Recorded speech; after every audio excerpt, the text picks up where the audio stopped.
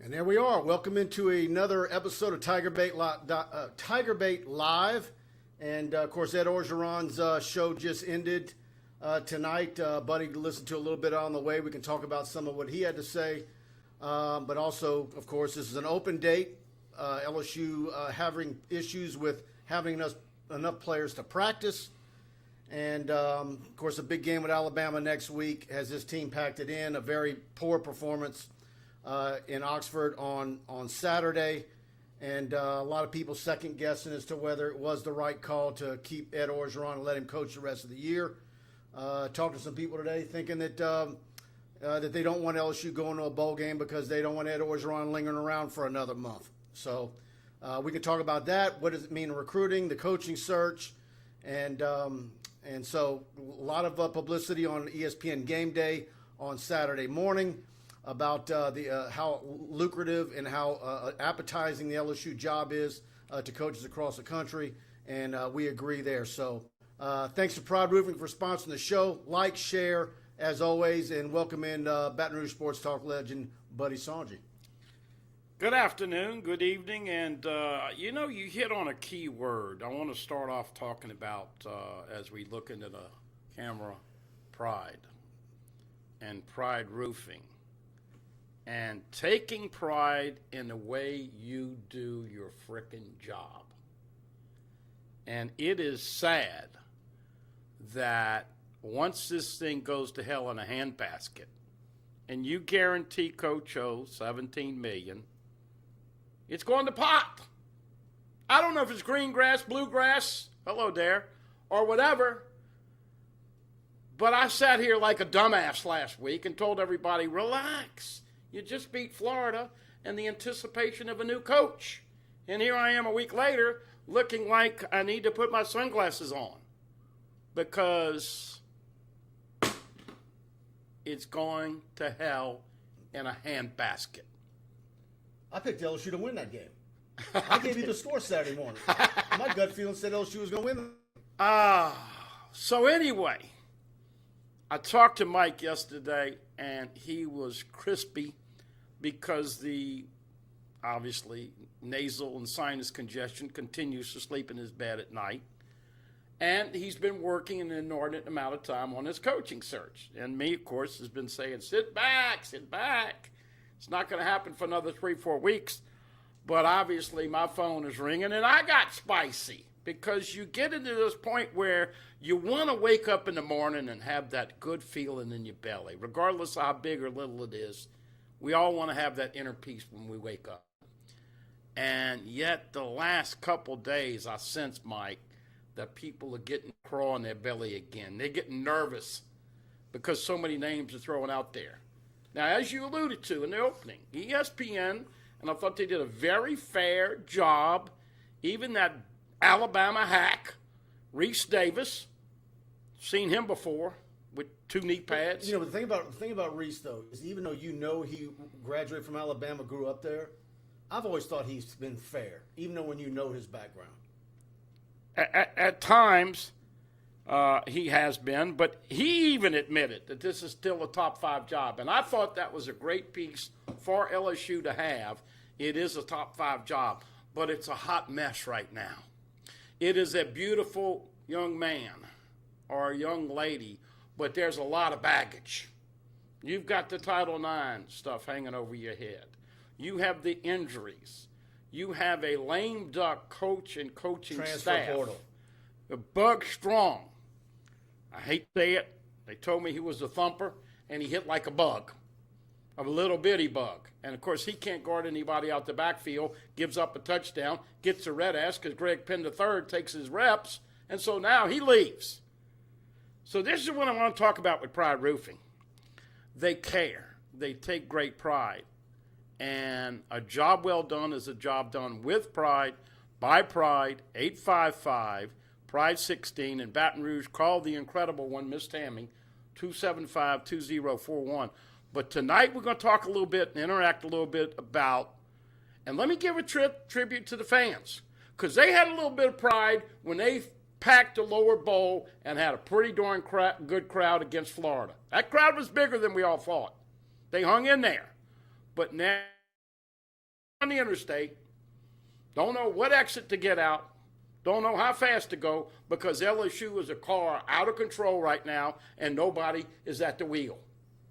I love me some Tesla, but, when you start having robots and wrecks, you get a little concerned. I don't know if I want that. Well, people are freaking because they don't know what highway this football program has gone on, and that's where we get back to this final road and destination. The pride that Scott Woodward. But that's also, you know what you're saying right there? That is also a testament to how good Scott Woodward keeps things secret. Well, I know, but what I'm saying is he takes great pride in who he hires, Yeah. and so I'm confident he's not going to lay an egg. I'm confident he's swinging for the fences. I am too, and I had a conversation tonight with someone who is done very well, and a good friend of mine, and look, I know he's one of these guys that gives sizable money, and believe me, I'm telling you, there are guys that probably put up millions of their money to the buyout of Orgeron and the assistant coaches, close to $30 million. And even those people who cut checks are not going to get Scott Woodward to tell them who he's talking to, the order of his list, what conversations he's having with who, what agents he's having. He's finding out that some coach that you didn't think would be interested is interested. Even the big donors that have cut multi-million-dollar checks for these buyouts they're not getting info either. I'm convinced of it. So, but it does make people very nervous.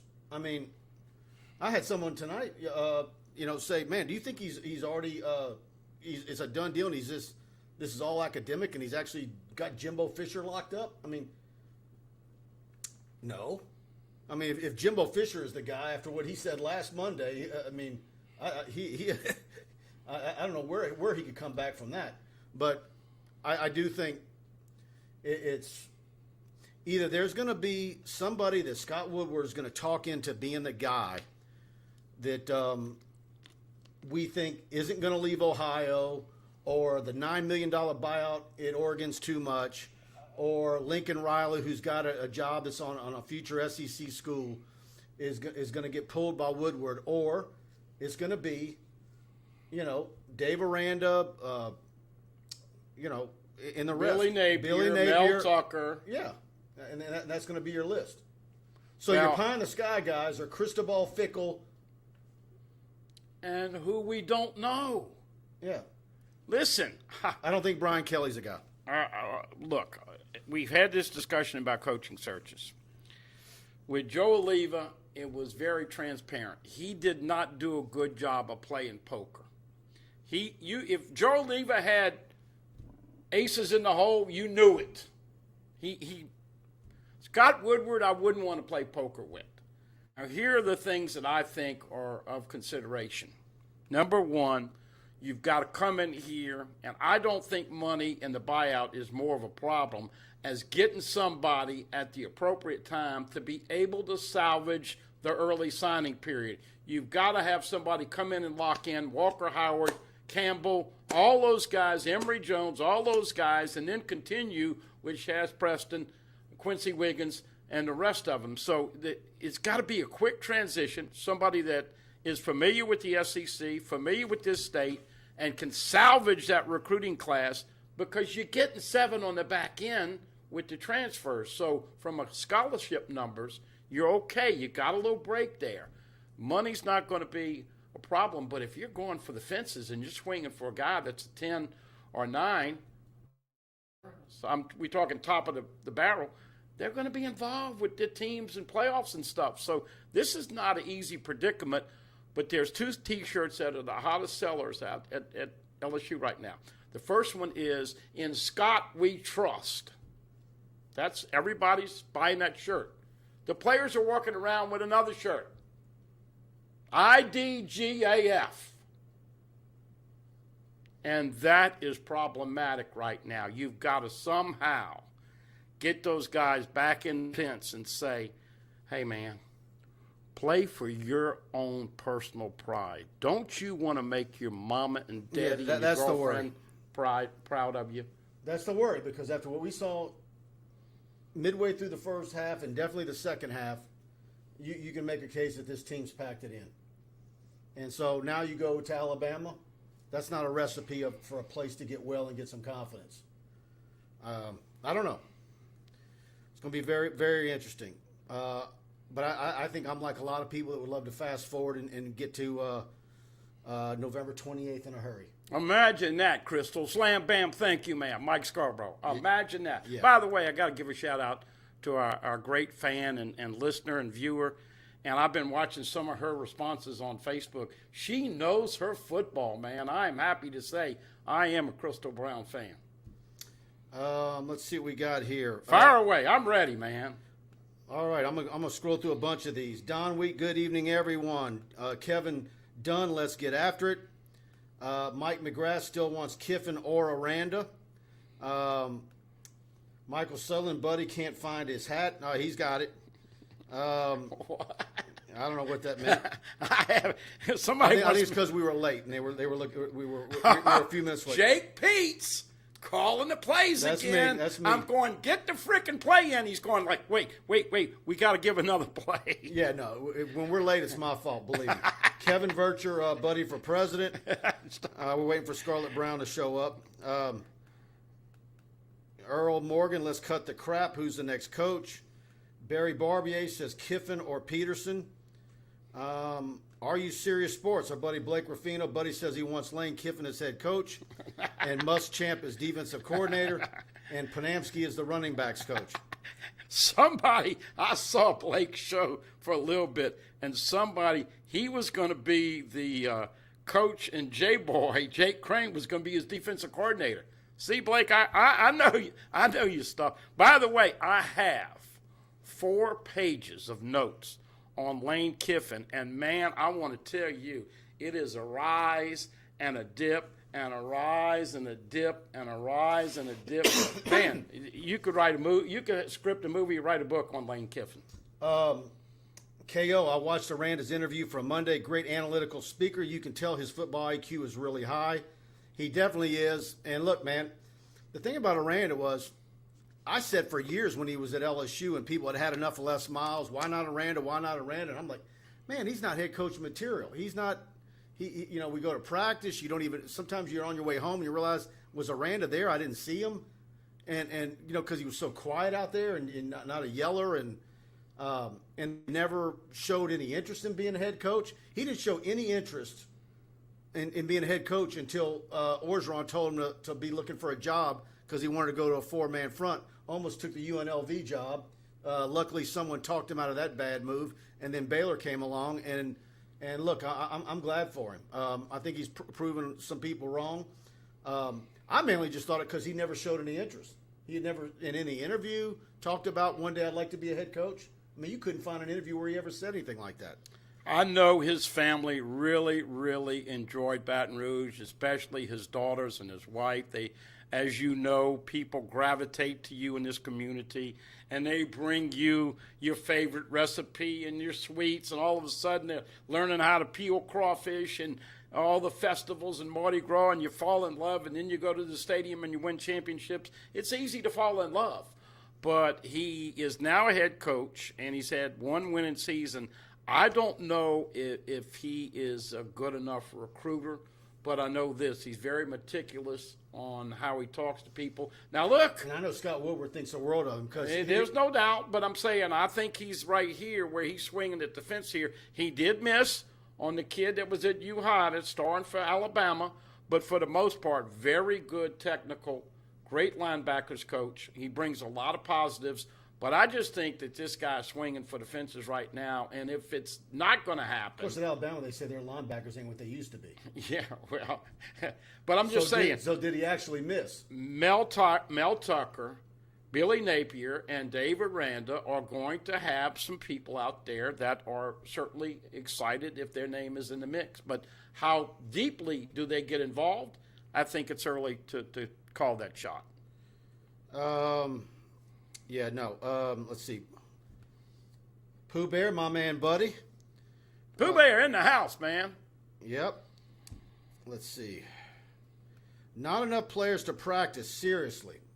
Well, they do the Tiger ball or whatever they call it, and that's where the problem comes in. Being able to put, teams out there and do that little game that they do. Simon Guillory, with the +7, what are the priorities? And would you bring in a grad transfer at quarterback with 2 years of eligibility or roll with Max? No. You roll with Max and you roll with Garrett Nussmeier, and you get a new football coach in here that has an offense that and get him on the phone with Walker Howard. You get Walker at midterm. LSU's quarterback situation is great. You just need to get a coach in here as soon as you can in December. There's no reason to bring in a transfer quarterback. Well, and look, you forgot to mention Miles Use that Brennan. +7 for offensive lineman and a linebacker and a few other things. Well, I was just going to interject here. Miles Brennan is not going to play this year. I think that's pretty obvious. And, he's got to make a decision what he wants to do, whether he wants to continue to try and play quarterback for LSU and move on to the real world. And we'll see how that happens. I think answering that question, though, we're assuming that all those guys are going to be back. I heard a rumor that Max is looking to see how this thing plays out as far as who the next coach is. So it could affect a quarterback if he's not happy with the name, and he may leave. So you got to wait and see. And of all the the possibilities of the coaches that we're talking about, is there anybody that runs an offense that isn't? I mean, everybody's kind of running the same offense. Yeah, Tucker's a little more conservative with his offense, but once again, and this is one of the reasons that Ed is in so much trouble. And I hate to beat up Pete's and Durante Jones again, but I have even more stats to prove it. You got to have an offensive coordinator that is going to bring out something on you that you don't have offensively. Listen, whether you still have a jilted lover syndrome for Nick Saban or what, I sat there and called him very conservative on offense and gave him a sleeve of balls. I said, I'm fat and don't like to admit it, and you're conservative and you don't like to admit it. I gave him a sleeve of slashing your balls. You need to have some balls. And you know what he did that game? He threw for 528 yards against Alabama. Guess what else he's done? He got acclimated to the spread. And by the way, talking about Lane Kiffin taught him a lot about offense and getting people in space, something that LSU's not doing all year long. So if Tucker's the guy, he's got to bring in a coordinator that is going to make his overall offensive package much more into what everybody's doing here now. And then, too, we talk about the +7. I think maybe a tight end. Can you get a very good tight end in the transfer portal to go along with Jake Johnson if he sticks? Offensive lineman. Yeah, I mean, you need a very, very good, another pass-catching tight end to go along with Jake Johnson. But offensive linemen, linebackers, and I'll tell you another area for the last 2 years, I can't believe it. LSU's got to find some safeties. And they have really struggled at safety play. Jay Ward, at 180 pounds, is just not getting it done at safety. He's just giving up too many plays. And, look, I don't want anybody to ever think we personally knock these young players because they're out there busting their butt. But when you're 160 pounds when you get here and you get to about 170, 175, it's just not big enough on who you're tackling these days. Yeah, I mean, it's just, when you got to have, they want the longer arms, but you got to have some bulk. Yeah, when you remember what Eric Reed looked like, what Jamal Adams looked like, there's a size differential.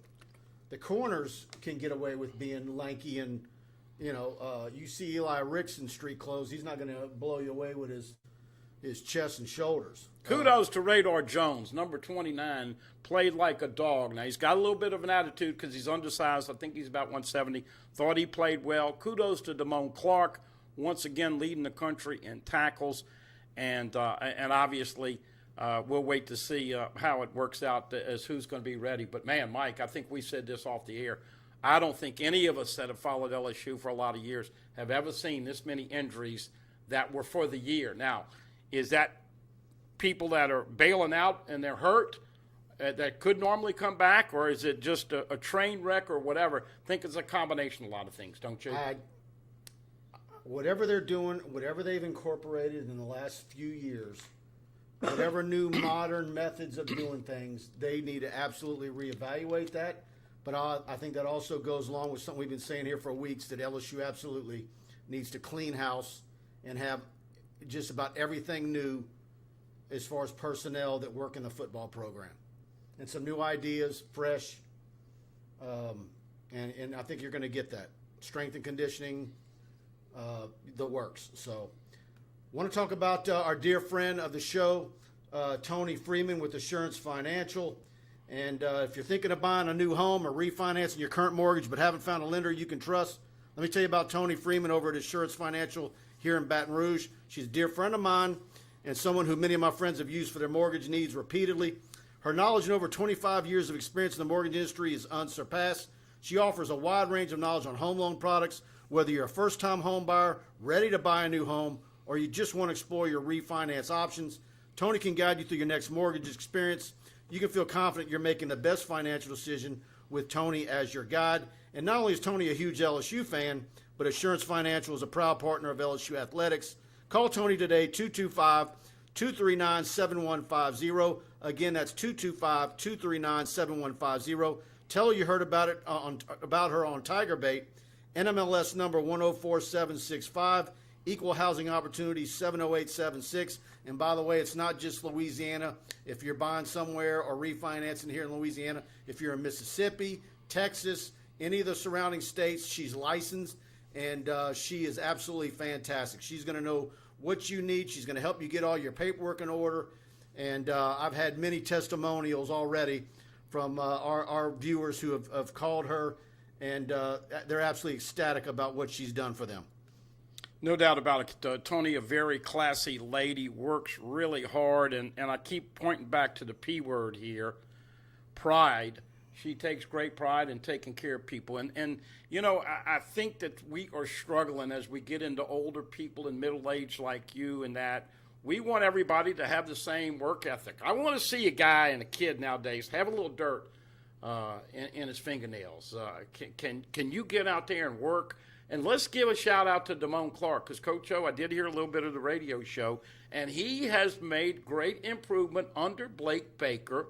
He's covering better. He is getting off of his blocks better. He leads the country in tackles. I know a lot of you are going to say, yeah, but a lot of them are 5 or 10 yards behind the line of scrimmage. You had a few TFLs. Dude, he had 19 tackles last game. So if we talk about LSU getting soft or having Sharman or kind of mailing it in the second half, Damone Clark, Radar Jones, and all those guys, and I just wish for the life of me the coach and staff would bring some cocktails up into the press box, because whatever they're drinking in that Gatorade is vanilla ice cream. It's not fooling anybody, and they're not making one coaching adjustment after the first quarter that is beneficial to the possibility of winning the game. Not one. That's another issue that is driving the fans crazy. When Orgeron is asked a question like that, he goes, yeah, I wish we could make some questions. And he kind of throws some assistants under the bus with that. And, you know, I wish we could do it sooner. Or, you know, that doesn't do him any favors. Or, no way in hell would I ever admit that I'm getting offensive line formations from Jack Marucci. I think that's great. That's great. But I would never admit to that. I mean, what is that telling the public about your ability? Well, somebody called in tonight on the radio show as I was coming over here. I mean, I like Jack Marucci. That's awesome. Great back company. He's a success story if there ever was one. But I'm not going on the air and admitting that I got trainers that I'm now turning to come up with solutions for our offensive woes. Yeah, but you don't post pictures of you and your chicks on the air either. Oh, man. Here we go. Okay, well, I mean, that was a mistake. Hey, guys. Should never happen. Do me a favor. If you're enjoying the show, please hit the like button. And, man, I'm looking at our internal analytics, and I think it's like we have our recurring viewers that come back each and every week, but they're not actually subscribed to the YouTube channel. Please hit the subscription button and the notification bell so that way when we go live, you know you get alerted immediately. And certainly also on Facebook. Please share the show on your Facebook timeline, and also hit the like button on our TigerBait Facebook page and follow us, our videos there. So very much appreciative for all of you guys that do that for us. Get in here on the questions. I tell you, when I watch the show and don't do it with Mike, I think I'm scheduled off next Wednesday or the following Wednesday. I forget which one it is. But anyway, just kidding you. I got to mess with my boy. He does a great job. I appreciate having a little fun with him up here. But lo and behold, Mike, I'm doing the stats, and I know you don't really want to talk about football, but so mediocre when I came up with some stats today. And I'm also going to tell you about some coaches that are in the mix for LSU that when they're playing this weekend, a lot of big games. LSU averaging 30.5 points a game. What do you think they're giving up? You tell me. 28.8, so basically 29. They're averaging 3.6 yards a rush and 112 yards a game. The opponent's averaging 4.4 yards per carry and 166. Total offense, LSU 382. The opponent 408.5. You're giving up over 400. Remember the years when LSU took great pride? We keep telling you about pride. Goodness gracious. I could not believe how many people had to call Dr. Phil after the first game that Pelini called, and they gave up 620-something yards to Mississippi State. That was the worst defense ever, and yet this one's given up 408.5. LSU now has gotten 7 INTs, but after the max INT, he's thrown a total of 5, so they're +2 on the INT battle. They have fumbled 12 times and lost 3. The opponent has lost 4, so they're +2 on the turnover ratio for the year. We're a +5. Mike, you can't go on the road and be a -3 in the turnover game and win. They didn't give up. I liked the little spark that Nuss came in. I got to be honest with you. I thought Nuss handled it with a lot more poise than Max, but Max has been getting beat up. And I don't know if you caught this, but because the offensive line has been so porous, they have been keeping an extra guy back. 5 and 6 men blocking, sometimes more, 7. And what you do is you curtail the number of receivers out on a route. Goes back to what they did a couple years ago. And when Max can't find anybody, he's having trouble going through his reads. That's why he's getting beat up and has the sore shoulder. Now, Coach O said, not going to make a change, but I like what I saw out of Garrett Nussmeier in mop-up duty last weekend. Yeah. You know, I mean, that's also one of the advantages. Mop-up duty is a whole different animal than what Max. But he still handled the and look, somebody asked me today, could he handle playing against Alabama? I think you start Max. I think you go in there and say, Max, this game is yours. But guess what? We're not going to go -3 in the turnover battle, and you still be the quarterback. 2 fumbles and an INT.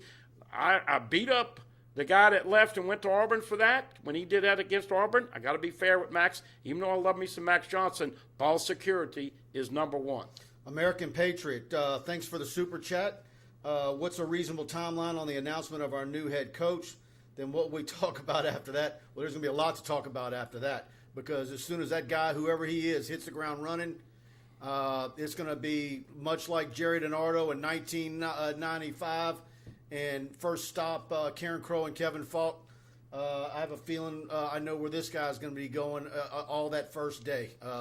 Probably zigzagging from Emory Jones to Walker Howard to Will Campbell to Jacoby Matthews, Le'Veon Moss, on and on. So, and hopefully within 40 hours he's at Card and talking to Aaron Anderson. So, Shaz Preston, all of them. Citizen. American Patriot, thank you for that super chat, big time. And Christian Hute, Buddy and Mike, the dream team. Nobody covers LSU better. It will be Lincoln Riley. That is your pie in the sky guy. That is the Woodward, the splash hire that nobody's talking about, that everybody says, that doesn't make sense. I got that Saturday. Lincoln Riley would be that guy. I got that Saturday. A guy that is not a normal source of mine, but he is way up there. And, look, I don't know about how you handling it. But when somebody asks me, I say, I don't know. Well, who do you want? I say, I don't know. I'm the DA that thought they had a chance to Tim Corbin in baseball. Okay? I'm not a guy that asks about who's going to be the next coach. I know we want the next Jay Johnson up-and-coming football coach. We also know what the track record is. He likes integrity. He likes loyalty. He likes a guy that's going to come in here. Let's be honest, folks. You don't want to admit it. You got to clean this crap up. The LSU reputation nationwide has taken a massive hit in 2 years. And so it's not only about W's, but getting LSU back in the conversation, recruiting, winning back the trust, and getting Tiger Stadium back to being. But isn't that amazing that you can say that, and that's true. But all last week, not only what you have on game day, but the day before that, you had guys having an honest discussion on ESPN, and a couple other guys, and I forget who it was, debating whether LSU wasn't the number one job in America. It was between Alabama State and LSU. They landed on Alabama. That's because Saban's there. But what's Alabama going to be after he's gone? They might be lost in the wilderness with another row of Dubose and Shulas after him. But the real debate was who was number two, and they were going back and forth between Ohio State and LSU. So despite all that off the field stuff and how pathetic LSU's looked the last 2 seasons and the rapid fall after the greatest season in college football, that's something to be said about how that LSU is still viewed in such high regard. So I'm going to ask you, does LSU bring baggage with this search? Is it a problem for somebody? I don't think it is. That's why I said if you get the right guy, it's not going to be a problem. If you get another skirt chaser, then there's going to be a problem. I think, and that's, look, that's one thing Scott Woodward's good at. I never heard that about Scott. No, if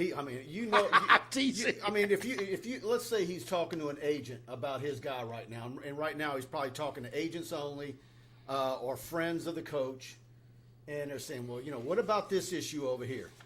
Do you think there's any guy who's probably able to explain exactly what it all is, where it's going to go, how long it's going to take, and what it truly amounts to, and make and ease the concerns of the other person on the other line? Of Scott Woodward in that department. Yeah. Well, that's what his job was before he even became an AD. Yeah. I told you the T-shirt. In Scott we trust, and you're going to have to take your patience pills. But look, the great thing about it is also the worst thing about it. The great thing about it is that we're throwing darts.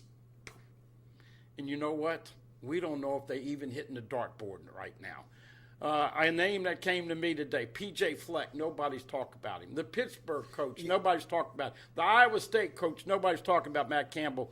We're getting all these other names, but what I'm saying is that you just don't know if he's got his guy or if he's still, going through the process of vetting, because he cannot afford to have a guy that brings baggage to this situation. Here's the thing that I find funny. I remember back in 2015-16, actually 16, the year before in 15, Virginia Tech hired Fuentes. And I remember Oliva and his group, they loved him. I thought he was a good coach. Now look where he's at. I thought he'd be better than he was. And had Orgeron lost to A&M, the next guy up could have been Fedora. Look where's he at now? We're talking about a lot of the guys, and we used to call them the flavor of the months. Which of these guys that we're talking to about now are we going to look at 5 years from now saying, remember how high we were on that guy, and look where he's at now? I can't believe it. I meant to get this for you this week. I apologize. I was going to get Mike a crystal ball. Now, Mike, and the joke that Blake started, and I give Blake credit because I give people credit, but he said crystal ball. And Mike had a crystal ball, and Mario was on the name of the crystal ball. That's his guy. You like him. They were talking about Thibodeau, the defensive lineman, today, and I saw crystal ball.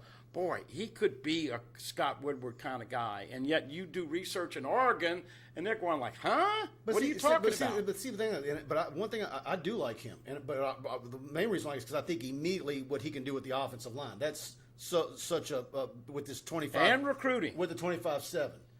But if you said, okay, between Cristobal, now the one guy that like might jump everybody if we knew he would leave Ohio would be Fickle. Mm-hmm. I think he would be a home run. Is that a deal where Woodward could talk him to packing up him and his family and children and moving to Louisiana when he never wants to leave Ohio except for road games? I apologize. We didn't finish. You asked me about Lincoln Riley. Look, I think Lincoln Riley would be a fit at LSU. I personally think Lincoln Riley will use this to get a big raise from Oklahoma. I think that I thought I saw he's making about $7.5 million, and he's got Caleb Williams, who you just loved at that camp when you saw him, and Caleb Williams has kicked that Heisman preseason favorite onto the bench. So most people think that that is a big swing. Would Lincoln Riley come to LSU, knowing that Oklahoma is going to be in the SEC in a couple of years? A twisted world we live in, but I think Riley probably will use that, and other coaches will use that. Don't get mad. This search is going to get some people some raises. There's no doubt. Dane Bergeron, so you guys are saying LSU needs a choir boy that can coach football. That is not going to happen. No, nobody said anything about a choir boy, Dane, but some of the stuff with Kiffin and there's other stuff that I've learned, you've learned. I mean, there's stuff that's not even out there that we know about. Well, listen, when you're winning, none of the baggage comes to the forefront. Of course, it's not crazy like we were hearing about Florida's baseball coach when that was going on. Well, and listen, we said this with the analogy with wives. There is no perfect woman out there, and there's no perfect man out there for husband and wife. You've got to take the good and the bad. All we're saying is that what's happened with the last couple coaches, what has happened with Title IX, what has happened with a $50 million lawsuit with Sharon Lewis, what has happened with Darius Geis and Drake Davis, and all these implications about how LSU's handled rape, yeah, I'm saying you need a guy that's going to keep his thing in his pants. Sorry. I want to talk about Pride Roofing. Thanks to Mike Faraday, Alex Martinez for being our corporate sponsor and sponsoring this show every week. And couldn't do it without them. And they're still running and going and trying to get everybody taken care of in Southeast Louisiana, North Shore, Covington, of course, main location in Albany. If you're in that area on Florida, swing in and visit. They get a lot of walk-ins. They want you to come in and see their shop there and all their stock. And of course, whether you're in Laplace, Kenner, Reserve, Covington, Slidell, Ponchatoula, Hammond, you name it, anywhere in Southeast Louisiana, and you're still fighting the ill effects of Ida, give them a call, 855-PRIDE-16. Tell them you heard about them on TigerBait. And with your free roof inspection, when you say you heard about it on TigerBait, they're going to pay for you to have TigerBait Premium free for a year, which, of course, you get our text alerts, our newsletters, and everything else, all our premium content. And, of course, once the coach is named, we're going to be working around the clock with recruiting because that's going to kick in a whole other gear. So, but Pride Roofing, 5-year warranty on their labor. Still, Mike tells me they're getting 18-wheelers delivered and still got enough shingles and not builder quality, high-end shingles, a yard full more than anybody else. Make all their own flashing. And so give them a call. Trust me, we've had enough of our viewers use them, and they're absolutely ecstatic about the results. Residential roofs, of course, metal roofs, commercial roofs. Folks, listen, we talk about it. That key word is doing business with Pride. Now, we know you don't see them on every TV commercial like you see a lot of roofing companies. We also know there's a lot of roofing companies in Baton Rouge. And these guys, Mike and Alex and their staff, they're going to get there early. PFM is mama. We've got a list of people that have given incredible references because they take great pride. They do what they say they're going to do. And a roof over your head is just important as a roof over theirs. And you saw it after Hurricane Ida. They were worried about their other people's roof more than their roof. Yeah, their roof was blown off. But, that's of course, Mike's a graduate of LSU, and I grew up with him, and 3 streets over, and so I've known him my entire life. So I absolutely vouch for him, and I love the fact that most of the people that sponsor our shows here at TigerBait, I've known for many years, and I love it. So give him a call. Back to Dane's comments. Look, I hope people don't realize just because you say something different from my opinion, we're not going to adamantly disagree. That's what the whole thing about having these discussions, whether it's on radio, TV, internet, Facebook, YouTube, whatever. All I'm just saying, Mike, is that coaches have a reputation. I mean, we can go back to Curly Hallman. Well, look, Curly, I like Lane Kiffin. I like Mike Leach. I think they're good for the SEC. But after what LSU's gone through with two, I keep calling them cartoon characters in a row, it's time for somebody that's going to conduct themselves from what we've seen from past history above reproach as much as possible. Nobody's perfect. Everybody's a sinner. But when somebody's been a head coach and is of a certain age, that's one of the things that people have been saying about Orgeron. You knew what you were getting, and Tigers don't change their stripes, whatever you want to say. And so that's what Scott Woodward's to do. And believe me, he's got a team that's, I assure you, doing background checks and talking to other people, not just looking at their bio on the official schools coaching for right now. I'm not going to tell you have much to look forward to the rest of the season. We had that fool's goal with that Florida win, 49-42, and I thought this back end of the year was going to be a little bit different. So once again, the coaching search pretty much takes priority on the phone calls and the interest each day. But it is going to be interesting. And once again, I don't say this to beat up the coaches, but man, it is becoming more and more obvious. I've been telling you about the stats. LSU's been winning the first three quarters and then getting beat in the fourth quarter by 20 points or so cumulative for the year. Mike, now they're even losing the third quarter. Jake Peets is phenomenal the first 15 to 20 plays. And after that, he breaks his pencil and there's no sharpener up in the press box. And if you understand the analogy, you're still having trouble getting the plays in. You're down by the goal line. Coach O wants to go for it. And I agree, you got to score touchdowns and not field goals. But, man, it looked like cluster frick USA. And all of a sudden, you got to call a timeout, and then you go for it. And even though I say you should have taken a shot at the touchdown, the field goal puts you up 2 scores. And I think that's what people have noticed from Coach O in 2019 to 2020 and 2021. He's lost his feel for the game. You got to feel that going, you know what? Hey, it's 10-0. We didn't get 7, but we got a little momentum. Also, by the way, did you see this? They drew him off sides, Mike. And did you see him do his little thing like he was rolling the dice? Look, he went like, woo! And he celebrated it. Once again, you got to stay focused, Coach. Joe Burrow and Joe Brady and Bill Bush, the 3 killer bees, they were never satisfied. Unfortunate, though, these game plans. By the way, has anybody seen Durante Jones blitz in the last 3 games? Seriously. No.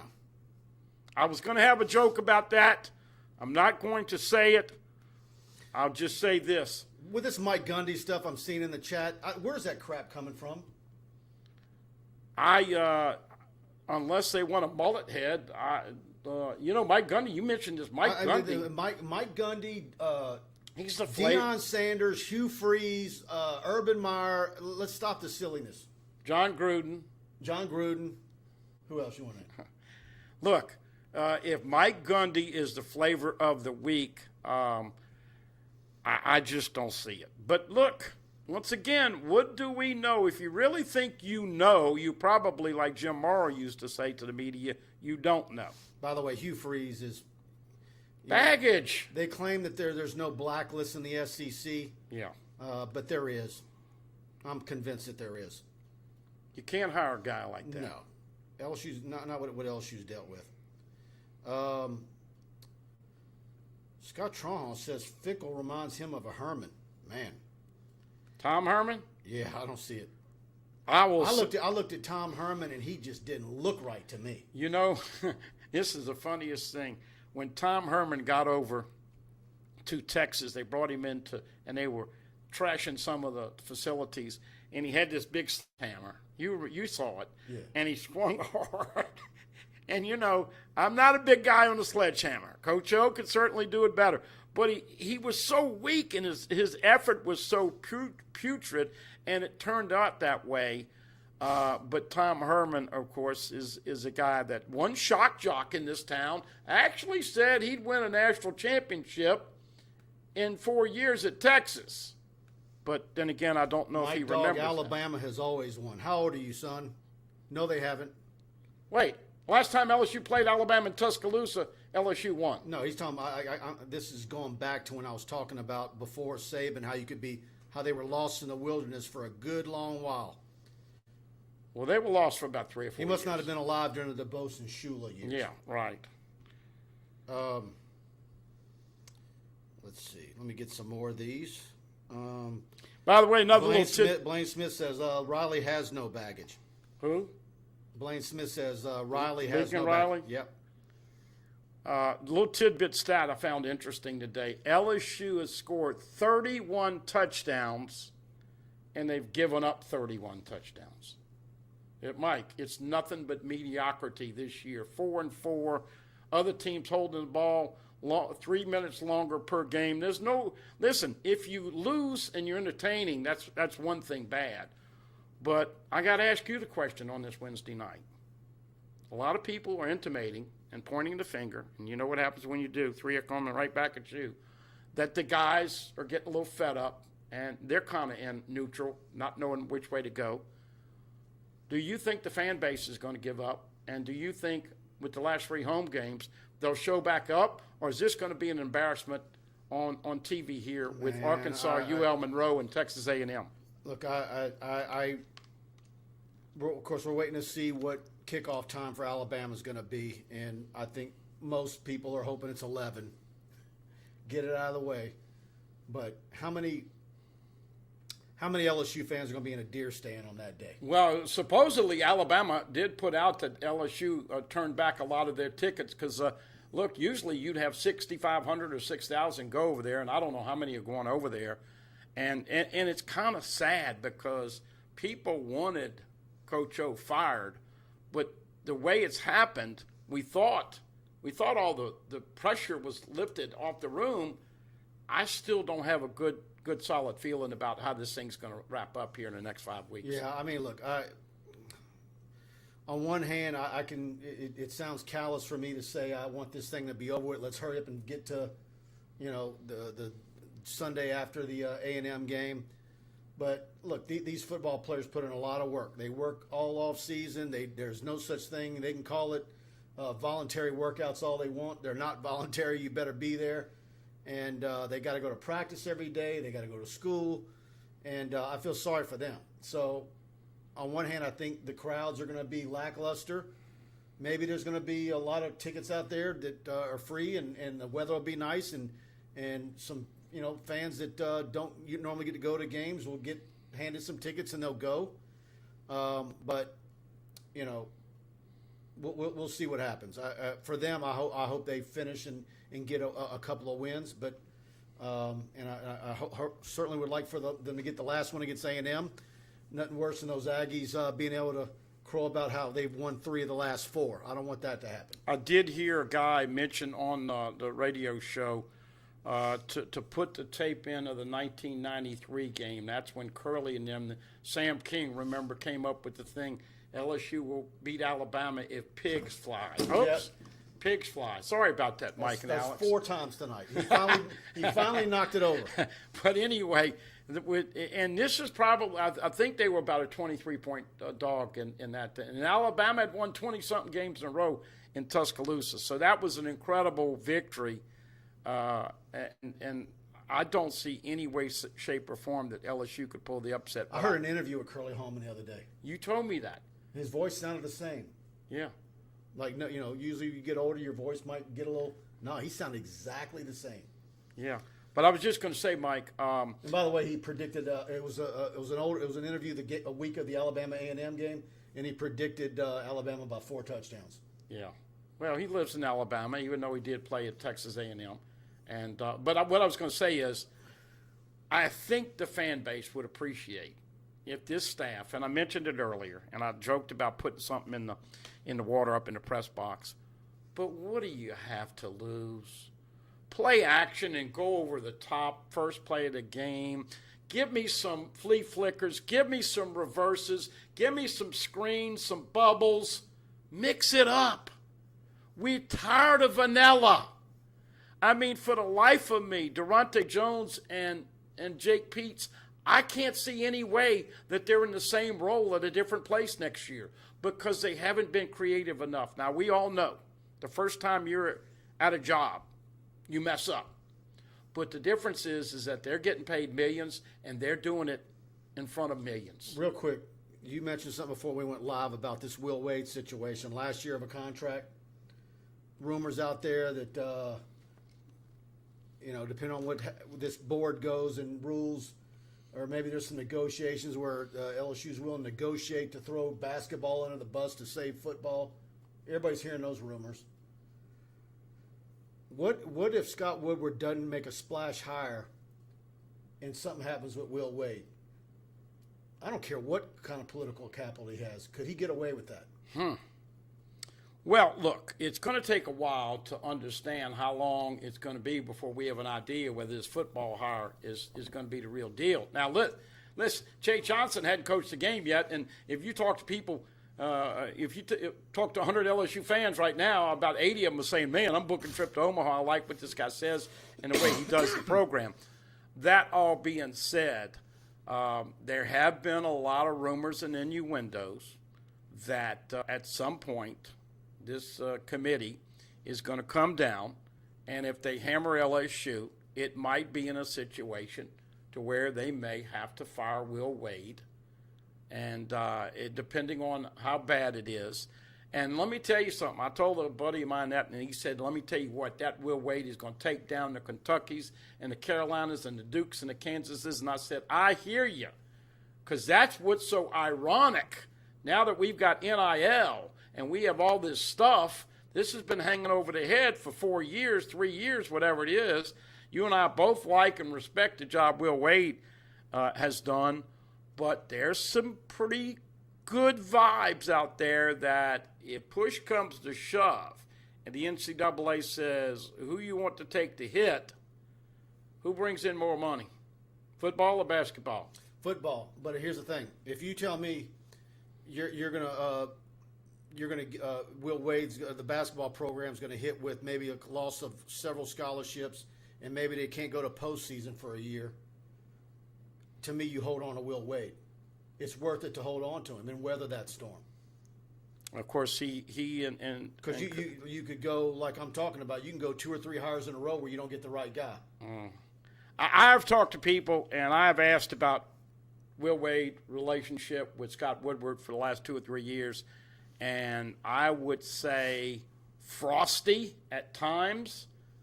I don't know how it's going to happen. I hope it all works out, but Coach O is leaving. If Will Wade departs, then there are no more prints on your hands for the Joe Oliva hires. They're basically all gone. Now, as you alluded to, Will Wade's a different animal. Oh, there's no doubt. You better not mess with him. There's no doubt. And listen, I hope Woodward's likable. He ain't that likable. I hope he tears everybody up and exposes everybody. But life's not fair, and I hope it turns out okay. But there's some interesting lobbying going on right now. Yeah, he'd lose all the independence. Yeah. He'll lose his base. You get rid of Will Wade. Let's see. Let me scroll up and get some guys. Now, that's all contingent, Mike, on the NCAA with this committee coming down to hammer LSU. And that committee is never sanctioned anybody. So that's not going anywhere. I'm not believing any of those national wackos that have been wanting this to happen for 3 years. And Pat Forty looks silly. Yeah, don't get me started on him.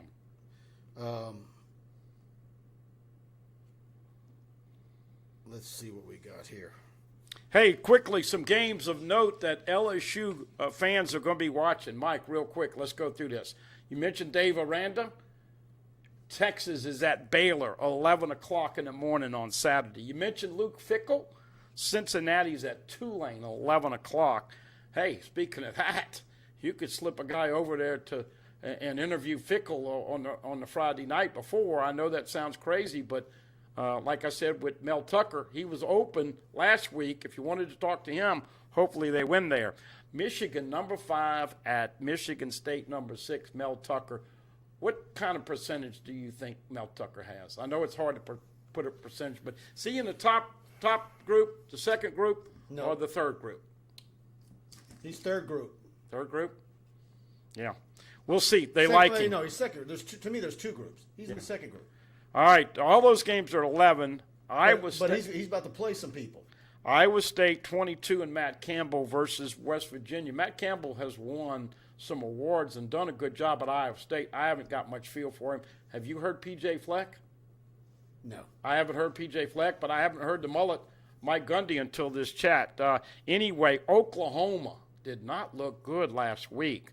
By the way, they are number 4 in the country. Texas Tech at Oklahoma, 2:30. Georgia, do they beat the pants off of Florida this weekend in the cocktail game? You'd think so. That's 2:30. Your boy, Cristobal. Colorado is at Oregon at 2:30. Blowout. Ole Miss, can you believe it? They are number 10 in the country. They're at Auburn at 6 o'clock. Kentucky, Mark Stoops. We had a little bit mention of Mark Stoops when LSU had just played him. Hadn't heard much anymore. He's a poor man, Kirk Ferentz. Yeah, I don't know if he's got the charisma, but Kentucky's number 12 at Mississippi State.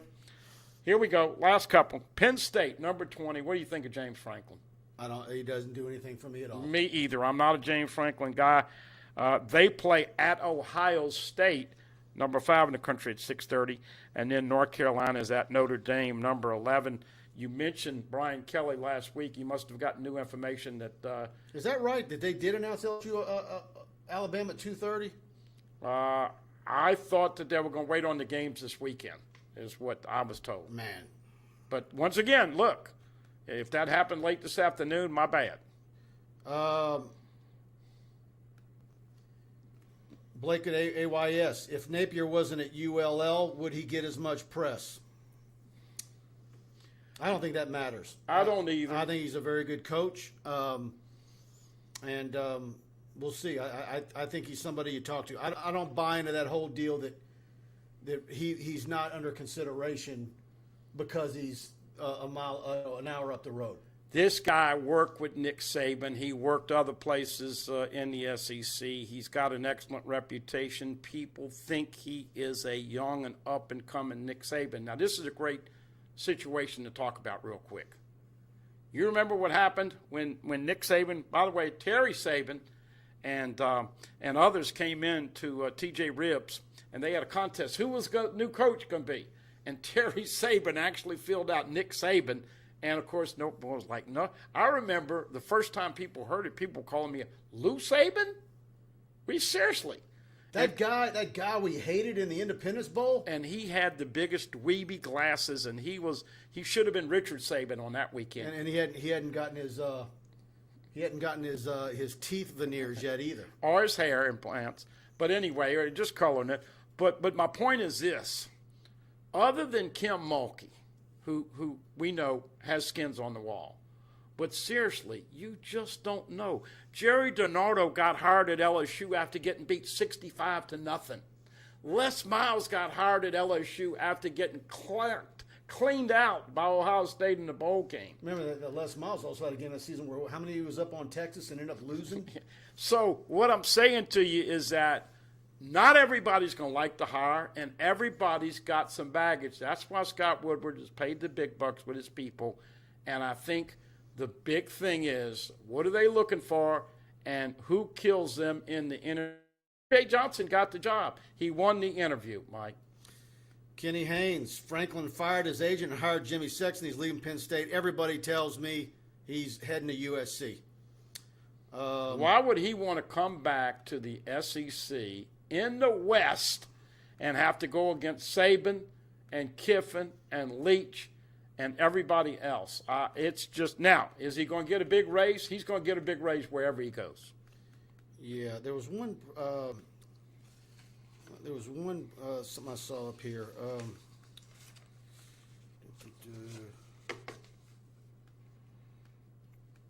By the way, Mike, I know you have a lot on your mind, but we have lost a lot of people in the last couple of years, so I'm not going to call out anybody specifically, but we just hope that all of you, once again, can, as we move into November with Thanksgiving and the holidays and Christmas, just be thankful that we have the ones that are still with us. And Mike, I know you want to give a personal shout out. You've had a rough year with losing cousins and uncles and loved ones, and it's we talk about football and we talk about this being a diversion, but in the game of life, always remember, if the good Lord lets you wake up in the morning, you better be thankful. And like my daddy used to say, good Lord let me wake up this morning. Now the rest of the day is left up to me. But I know you want to give your regrets right now. Yeah, my Uncle Don is in a bad way right now, and one of the biggest LSU fans, Uncle Don Scarborough, my dad's youngest brother, and been to College World Series. I went and visited him yesterday, and so my thoughts and prayers are with my cousins and all them that are there with him right now, and we're just waiting to see how things play out here. But we're going to see how that plays out. But big LSU fan here in town, and many baseball games, many LSU basketball games, and so yeah, we're watching him close right now. John L. Daniel, a guy that was very highly respected in the banking business. We lost him a week ago. Still, of course, we talk about the Dan Nolas and all the people that we've lost. And it's, folks, you never know when the good Lord's going to call you home. And that's why, even though I've been a little spicy, I try to make somebody's day a better day each and every day. And I think if you do that, you can sleep with your head on the pillow and wake up. But, man, I tell you, I don't know about this crawl in the belly as far as LSU. And, look, the fact that people are saying it's still a top 5 job, but we know there's some things hanging over the head right now. And I think that the one thing that you got to be positive of is this is Scott Woodward making the hire. And his track record was a lot better than Joe Oliva, without saying. Yeah. No doubt. Thanks to all of you tuning in tonight. Go to TigerBait, subscribe. We want to have you as a subscriber to the site. Choose we can get you on for $1. Try us out for a week. Choose the annual package. If you clicked our link, you can see to subscribe and get us. Choose the annual package. You basically get 3 months. Don't do the monthly. You save money when you do that. But go to TigerBait, subscribe. Please like, share, subscribe to our YouTube channel. Hit the notification bell. Thanks to Buddy for being with us every week, and we'll see you on the other side. And we got a lot of stuff coming your way. We're going to couple of games Friday night, high school games, and of course we're off on Saturday. But I think we're gonna probably start getting some. I don't know if we're gonna get some leaks, but I've been talking to a bunch of guys, and I'm about to probably work up a little bit of a war room on the coaching search. So be on the lookout for that on TigerBait, and we'll see you back here next Wednesday night. Thanks for being with us.